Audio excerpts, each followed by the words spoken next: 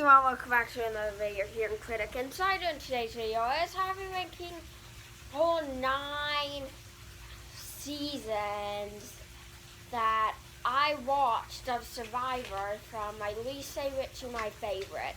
Yes, that's right, you guys.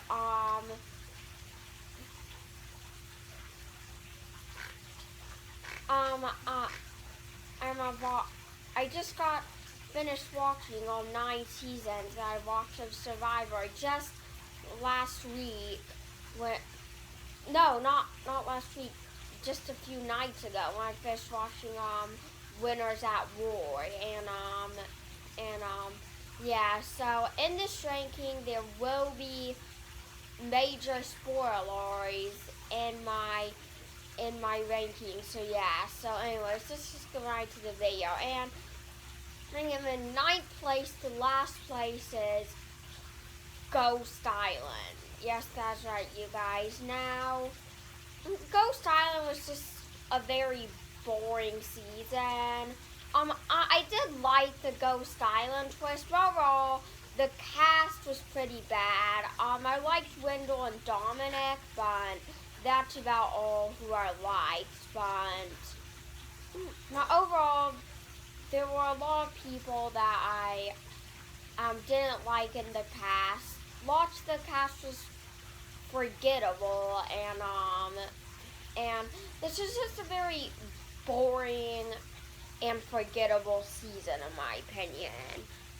I mean, it may have been a bit more boring to me because this was actually the one season where I got a spoiler for it accidentally, because I was scrolling through YouTube one day and then it said, and then I saw a video that said Best of Wendell, winner of Ghost Island. But Wendell was a pretty good winner. I liked him in Ghost Island and Winners at War, but he wasn't the best winner ever by any means. So overall, there just wasn't really anybody.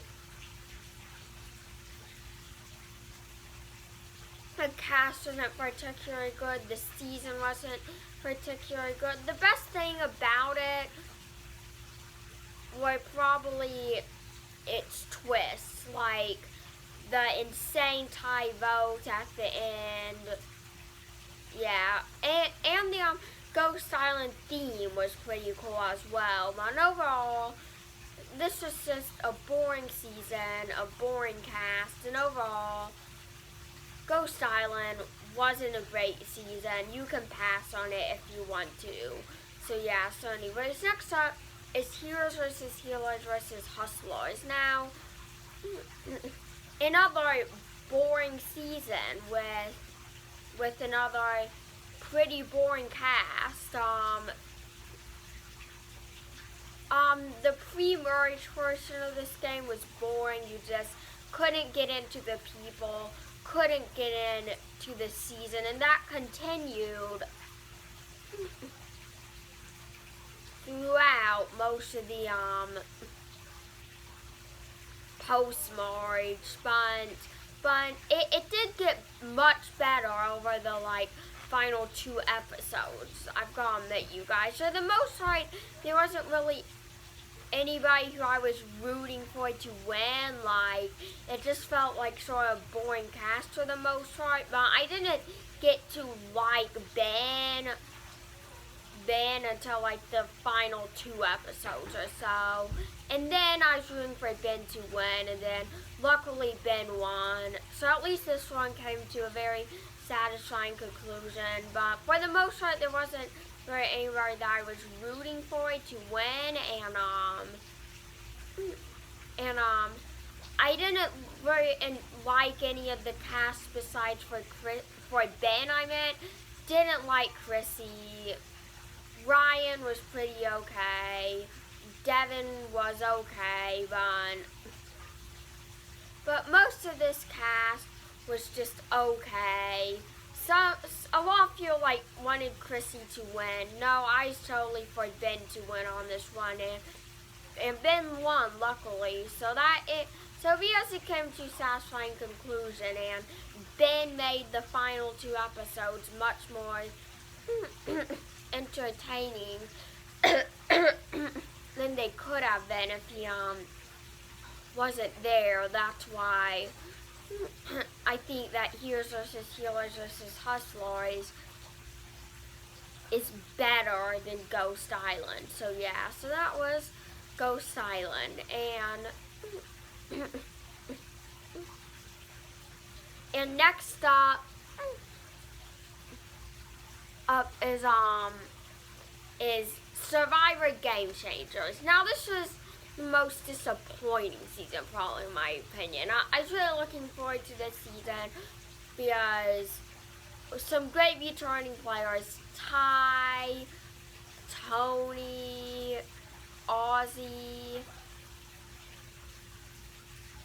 were all in the same season. But it didn't turn out to be the greatest season ever because most of the interesting players were gone before the merge. Like it had sort of a pretty boring final 2 episodes. Just because everybody, most of the people that were in the final 2 episodes were uninteresting. Now, I did really like Ty. I did really like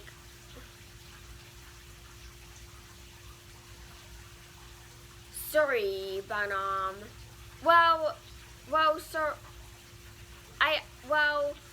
it was interesting to see Suri actually because she didn't win again, and she's like 4 times. She also had a pretty interesting elimination. So yeah. Anyways, so this season is just much lower on this list than it really could have been because most of the interesting players this season were gone early, and then most of the uninteresting ones made it far. Sarah won. That was not who I wanted. Brad, Troyzan, and Sarah was a pretty boring final 3. I've got to admit, you guys. I didn't really like any of them too much. If I was on the jury of that season and I had to vote for one of them, I probably would have voted for a Brad Culpepper, but I didn't like Sarah all that much this season. I did like her better in Winners at War, but Sarah still shouldn't have won. So overall, there are plenty of people that I did truly want to win, but most of them got out early, which sucks. So just most of the people making it far being sort of boring, just made this. I mean, it did have a great pre-merge, don't get me wrong on that. The pre-merge was great, but then once you got to the post-merge, it just got much more uninteresting. But it was still cool seeing this Game Changer season and stuff, like this concept of Game Changers. So yeah, so that was Game Changers. Coming in at 7th place. Coming in at 6th place is Millennials versus Generation X. I did like this season. There were things that I do have to criticize about it for sure. First off, Adam shouldn't have won. It should have been Ken or Jay for sure. One of those two, but Adam yet again only won because he had a sob story, and you know reality TV, they really like sob stories. So yeah, but overall, this had a pretty good, pretty good pre-merge. no, very good post-merge, I mean. Oh, what am I thinking today? The,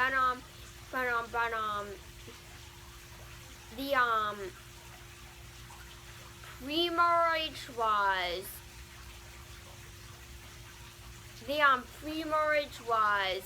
not very good, honestly. That's just this whole stupid relationship thing between Figgy and Taylor, two of the most annoying players to play the game, and I'm glad that Figgy got out before the merge. She was annoying, but yeah, and Taylor got out early in the merge, luckily. So, pre-merge mainly, just the whole Millennials try was sort of annoying, so that's what made the pre-merge bad, and then it got better during the post-merge, especially with no Figgy or Taylor. Taylor got out early in the merge, and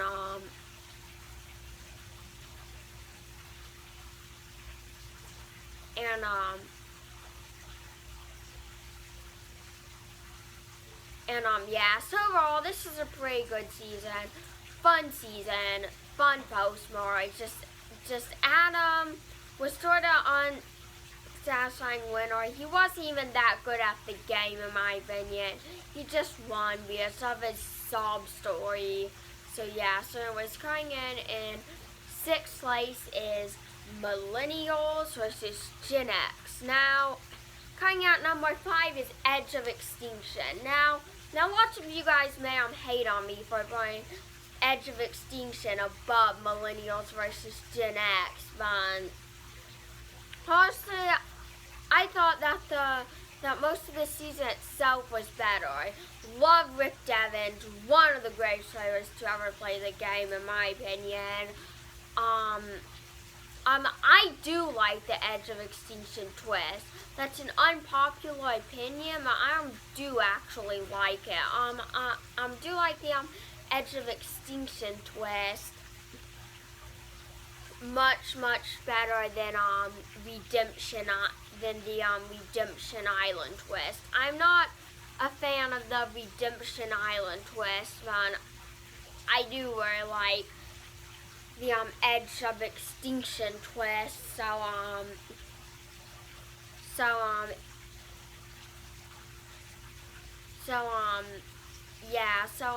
I did really like the captain's idea with like the 4 returning players: Aubrey, Joe, Kelly Wentworth, and David, all returning players. Overall, this was such a fun season for the most part until we got to the finale.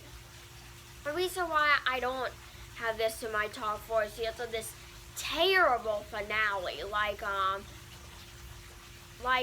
Rick Devens would have won if there wasn't a stupid fire making challenge before him. Also, Chris gave up his immunity necklace to Julie, and I'm guarantee Devens could be either Julie or Gavin in a fire making challenge, and if he was in the top 3, probably would have won. And then the final 2 ended up being Gavin, Julie, and Chris. Not a good final 3. If I had to vote for anyone, I would have probably voted for Gavin just because of his social game. But Chris was a terrible winner. I did not like him at all. And overall, this is such a fun season until we got to the finale. But for the most part, this was a fun season. So yeah, number 4 is Cambodia's Second Chance. So this is obviously a favorite season of most people. This is a great season. It is a little bit overhyped, but it's still a great season. Jeremy won. He was a good winner. I liked him as a winner. I really did. I say disappointed at first that Spencer didn't win because I do really like Spencer, and I really would like to see Spencer win Survivor at some point. But Jeremy won in a unanimous vote, yeah, so overall, Cambodia's Second Chance was really a good season.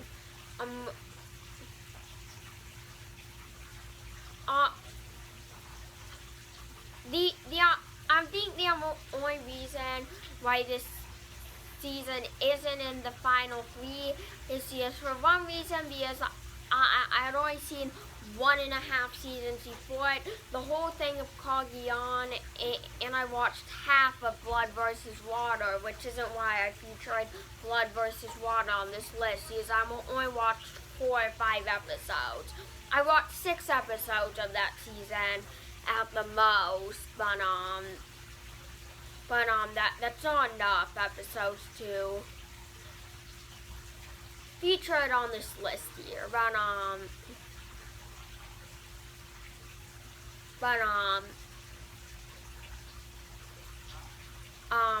One reason was just, and the second reason was just the next 3 seasons were. Actually, seasons were on better, but Cambodia's Second Chance, still an awesome season. Like Jeremy as a winner, yeah, again, I thought it should have been Spencer, but this is still a fantastic season, so yeah. Now we are on to our top 3. Number 3 is Wrong, or however I pronounce it. Now, this is an amazing season, you guys. I do love Wrong. The reason why I don't have it in my top 2 is because Michelle shouldn't have won. It should have been Aubrey or Ty. But, and Michelle's just an okay winner. But other than Michelle winning, this was overall just a great season. Great cast. A season where you got very hooked into the players and what was going on. Like, I remember being very attached to the season and the players and stuff. And Michelle was a very surprising win, but she was sort of a disappointing winner. But other than Michelle's disappointing win, Wrong is still a top tier season in my opinion. So yeah, now we're on to the final 2. And I'm at a really, very hard time debating between these 2. I went back and forth on which one of these 2 to want the top spot, but I have made my decision. So anyways, coming out number 2 is Survivor Winners at War. Now, Winners at War is just a plain epic season. Love seeing all of the winners together. The old schoolers, the new schoolers, just everyone. And Tony is now the king of Survivor, and he really deserves to win. I personally would have been fine if either him or Natalie won. They're both great players, and also Tony had his spy nest, which just made this season so much more better. And this was like Survivor's biggest deal season by far, so it had to be one of the top spots on this list. But why did it almost make the number 1 but not quite? Why? Well, a couple of reasons. First off, at the merge, it was all new schoolers. Like, literally, at the merge, not a single old schooler made the merge or came back from the edge of extinction. Like, I want to see at least a couple of old schoolers, but some people could consider Tyson old schooler, I guess. I mean, he's sort of a middle schooler player. He played in a little over 10 years ago. I think it was 2009 or 2008 where he first played. So I guess some people would say he's an old schooler. But I'm doing it based on when he won. He won Blood vs. Water. just in 2013.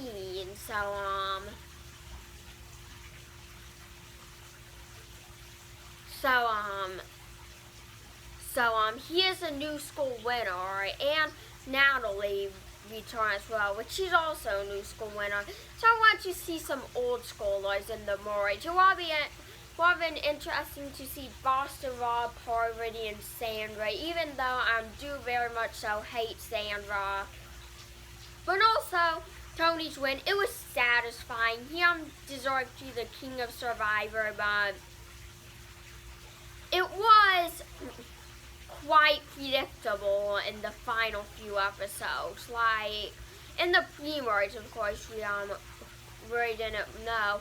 But once things started really narrowing down, I could kind of see Tony's win coming, and yeah, while it was satisfying, it was just a bit predictable that Tony would win, but I still did really like his win, all in all, so yeah. And in first place is, drumroll please, Survivor Cagayan. Yes, that's right, you guys. This is my first full season of Survivor. Truly a phenomenal season, you guys. The cast was great. Tony's win in this season, his first win, was truly awesome. I honestly would have been fine with either Tony, Spencer, or Wu winning. All three of them were great. I'm glad that wasn't Cass. I mean, I knew it wouldn't be hard, but Cass did up this season somewhat, honestly, because she did make good TV, I'm not gonna lie, but overall, just a very interesting season. You really got to like the cast. The Brains vs. Ron's vs. Beauty twist was great, but that's not what made it good. Just this amazing cast and all the crazy things that happened in this season just made it so much better. And overall, yeah. So anyways, thanks for watching. Make sure to like and subscribe, and see ya.